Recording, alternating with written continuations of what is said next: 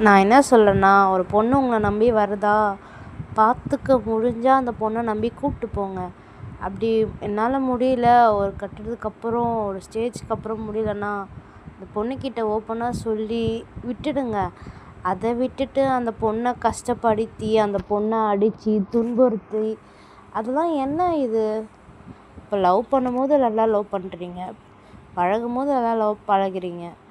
இப்போது ஒரு செட்டில் ஆகிறதுக்கு நம்மளால் முடியலன்னு சொல்லிட்டு நம்மளை நம்பி வந்த பொண்ணு நம்மளை பார்த்துக்க முடியலையே. 4 பேர் இருந்தால் பெற்றவங்க பார்த்துப்பாங்க, பெற்றவங்கள தான் நம்ம பார்த்துக்கணும். அவங்க பார்த்துப்பாங்கன்னு அந்த இதுவிலே இருந்தாங்கன்னா அதெல்லாம் என்ன அர்த்தம்?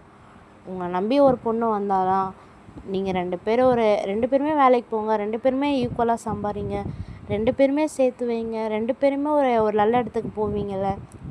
அதை விட்டுட்டு எங்கள் அம்மா அப்பா பார்த்துப்பாங்க, எனக்கு எங்கள் அம்மா தான். அது நீங்கள் முன்னாடி இருந்தது உங்கள் அம்மா பார்த்துப்பாங்கப்பா, உனக்கு உங்கள் அம்மா பார்த்துப்பாங்க, உங்கள் அம்மா எல்லாமே பண்ணுவாங்க. இப்போது உன்னை நம்பி ஒரு பொண்ணு வந்திருக்குன்னா அந்த பொண்ணை நீ தானே பார்த்துக்கணும். அப்படி அந்த பொண்ணை உன்னால் பார்த்துக்க முடியலையா, அந்த பொண்ணுக்கிட்ட சொல்லிடணும், என்னால் பார்த்துக்க முடியல, நீயும் எனக்கு கொஞ்சம் ஹெல்ப் பண்ணு, நம்ம 2 பேருமே சேர்ந்து கஷ்டப்படலாம் அப்படின்னு அந்த பொண்ணுக்கிட்ட சொன்னால் அந்த பொண்ணு நான் வேணாமா சொல்லுது.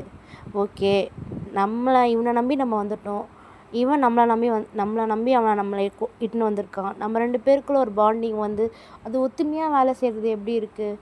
அது அவளை கஷ்டப்படுத்தி அவளை துன்புறுத்தி அவள் வேண்டான்னு சொல்லி போய் அதெல்லாம் ஒரு வாழ்க்கையா? நினச்சாலே ரொம்ப கஷ்டமாக இருக்குது. இதை பற்றிலாம் பேசும்போது, அதை பற்றிலாம் காதில் கேட்கும்போது எனக்கே அந்த இன்சிடெண்ட் நடந்திருக்கு, இன்னொருத்தவங்களுக்கும் அந்த இன்சிடெண்ட் நடந்திருக்கு. அதெல்லாம் நினைக்கும் போது கஷ்டமாக இருக்குது. இந்த உலகத்தில் எப்படி தான் இந்த உலகம் மூவ் ஆன் பண்ணி போகிறதே தெரியல இந்த உலகத்தில்.